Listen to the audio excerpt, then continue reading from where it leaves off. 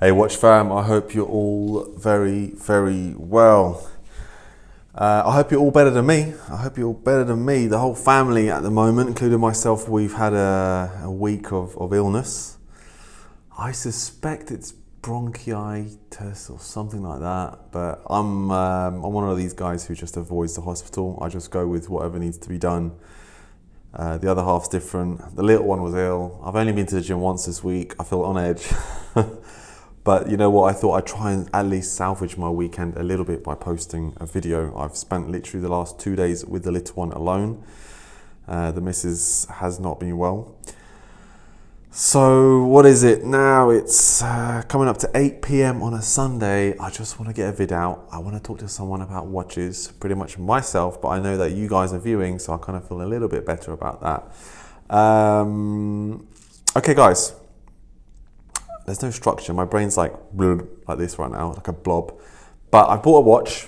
Last video I was talking about the Submariner pre-ceramic. I was thinking about buying one. But you know what? In conclusion, I saw it, I viewed it, I chatted with the guy about it.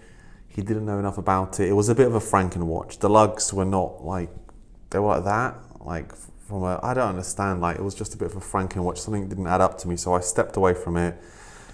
Found another pre-ceramic, which was nice, clean, 97. And then I heard last night, someone messaged me, a guy I've bought a Sea Dweller off before.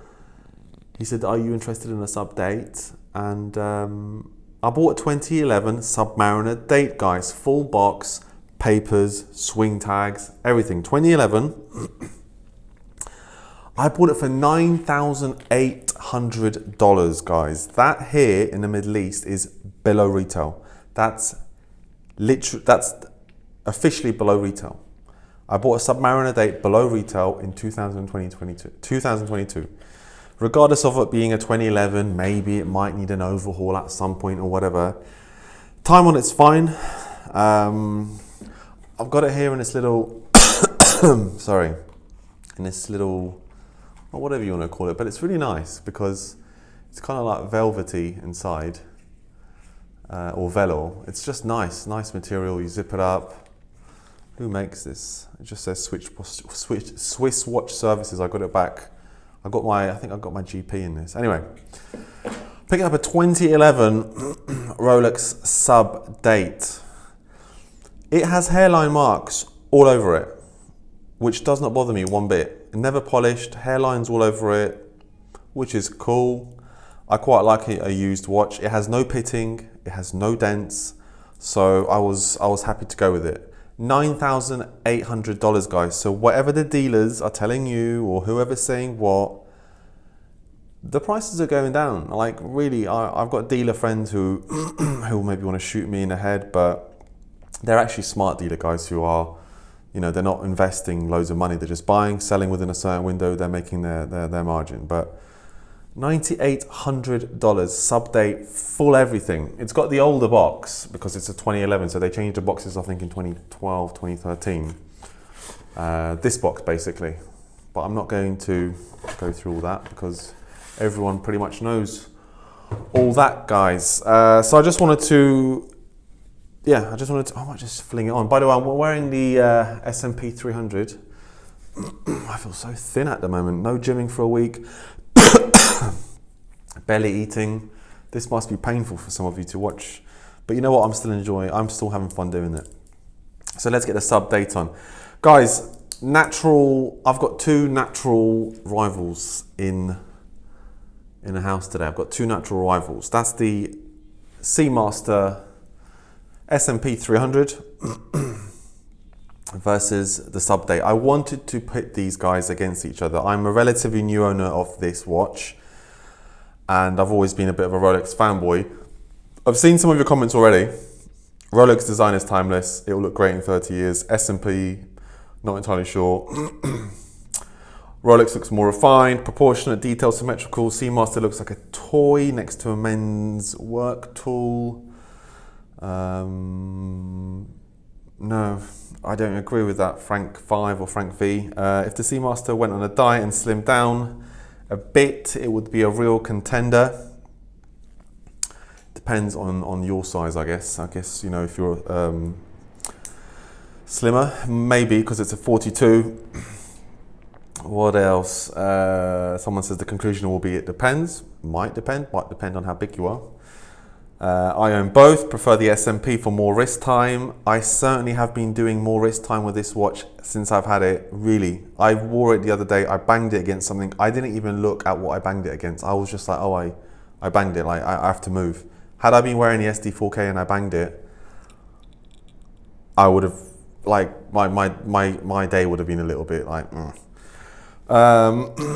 had the Seamaster 9 years, just bought an 1140-60. Will always love my Seamaster, but gotta say the Sub has a more wrist presence. I bought the Sub whilst the Seamaster was getting serviced. And someone said, interestingly, and I'm gonna give you a reply to this, in order to compare properly, you need to have them both on a bracelet, and we all know that the Seamaster has a bad bracelet. Yasha, you're gonna start off my conversation quite nicely there. I'll tell you what, these guys, in my opinion, are currently on my hands like this in their best version, in my opinion. The Sub is in its best version on the bracelet, and the Seamaster is in its best version on rubber. Yes, the bracelet isn't great. The straps you get on these Rolexes, they're not nice. They're nice on pre-ceramic Rolexes. They really are. I don't feel 6-digit Rolexes on rubber straps. I really don't. Some people stick Datejust on rubber straps. Some people, like the Explorer. Like, this is my opinion. I just don't think it looks nice at all. It's too much of a clash. It's not seamless enough. On the pre-ceramics, for some reason, rubber straps are kind of seamless. And on the new stuff, it's not really. So in that perspective, I think I should compare them in their best versions, and in my opinion these are the best version. Another thing worth noting, guys, and I'm not going to discuss technical stuff here, okay? I'm not going to be discussing technical stuff like water resistance mechanism, blah blah blah blah blah. You know, we get it. METAS, COSC, 300, helium escape valve, all this stuff. There are channels which do that fantastically well. Techies love this watch, other people love this watch, whatever. So I'm not going to do that. I'm going to just do it from my perspective, from the perspective of a new Omega owner. The main elephant to discuss with these two watches, guys, is that this watch in the shop, as is right now, be it the 1-2 series, and this is almost twice the price of the Seamaster. So if we're going to bash, I mean, these guys shouldn't even be pitted against each other. They really shouldn't. Should they be pitted against each other because they're both 300-meter dive watches? That's probably the only reason why. I think they used to be closer price-wise, but end of the day, you can't get this in a shop. You can get this in a shop. This is half the price of this in a shop, if you could get this in a shop, but in reality, this is going to be 3 times the price of this or more. So that's the equation. I just don't see how it's an apples to apples comparison, guys. Let me now put the SMP 300 back on. You know, the main big differences, guys, are always going to be things like, you know, the AR on this, for example, etc.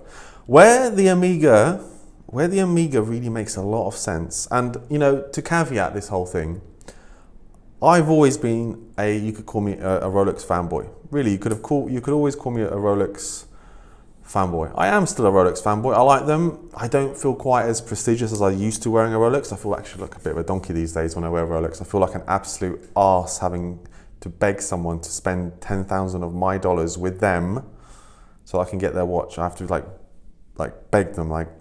Anyway, I just think that you got to take into account the pricing. Rolex, the availability of it, the loss of it, the thefts going around the world and everything. They're not like for like watches, but they do everything, I would say, almost as well as each other. The Omega SMP, and I had a thought the other day, and since I've had this watch, I've been so chilled with the wrist stuff. I've been really relaxed wearing my watches, and this watch, I felt a similar way wearing it as I did my first Rolex Submariner date, which was the Hulk. When I had the Hulk, I was really relaxed about the whole thing.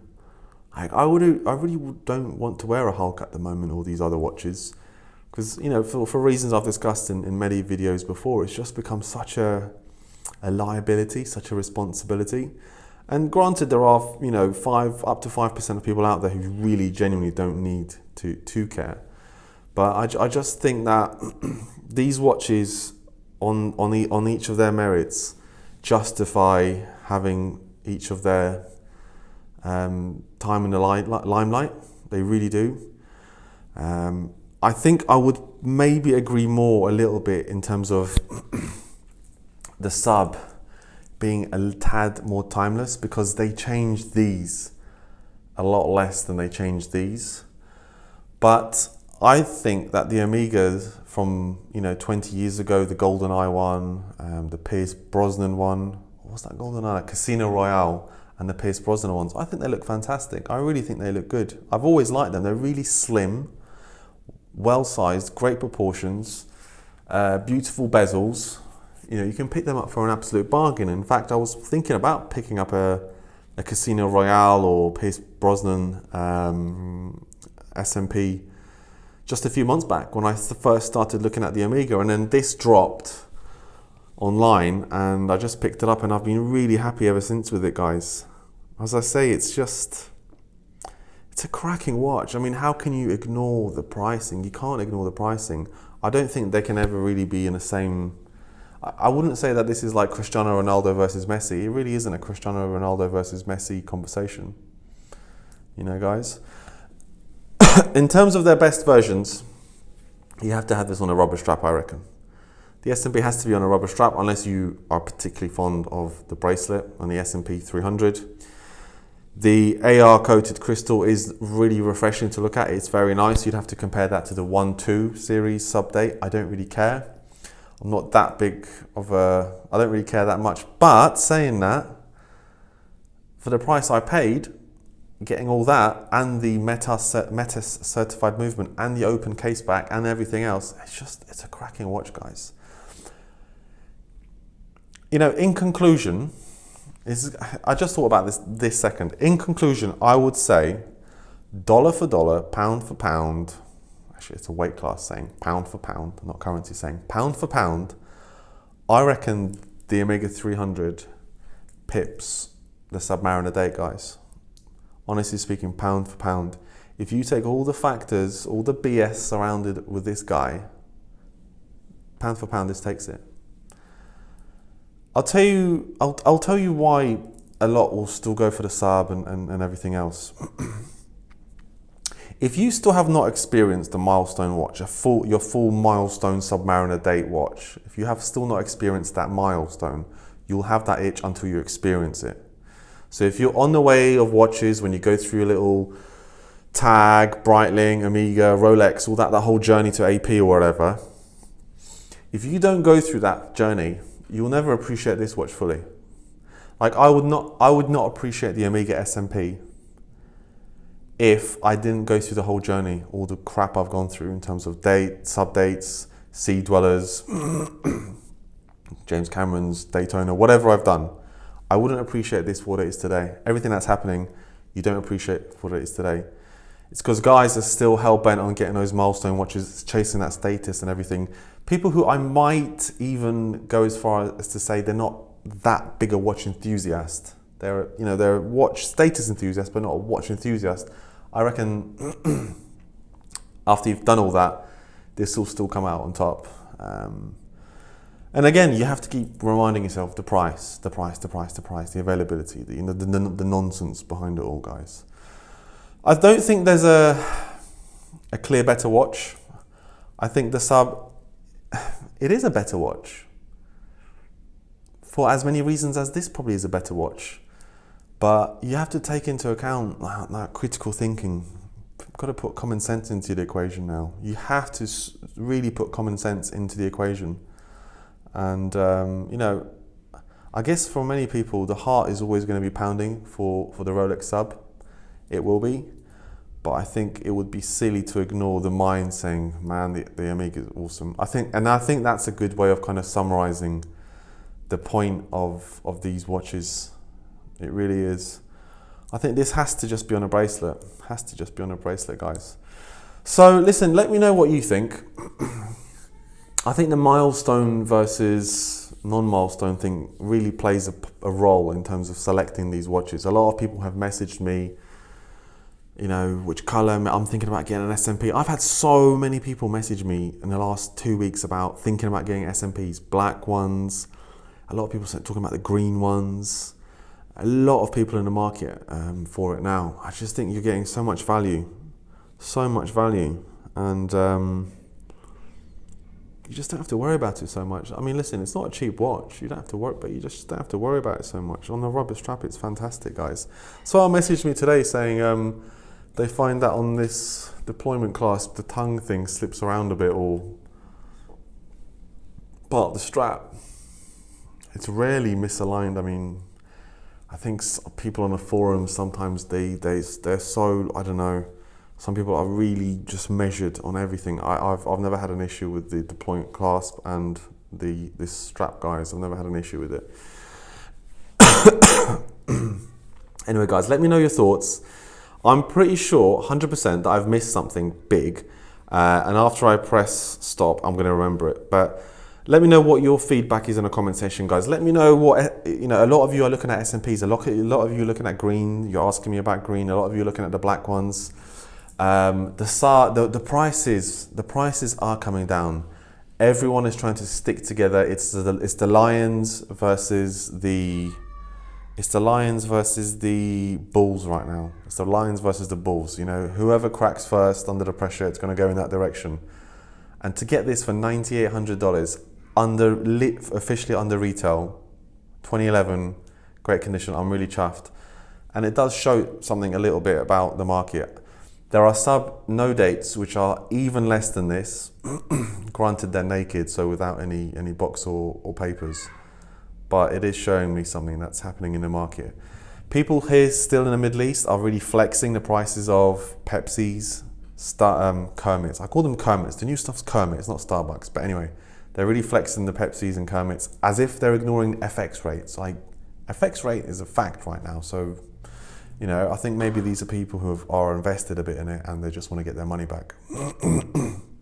But these watches are not selling. No, another person who hasn't even had a single inquiry about his Explorer.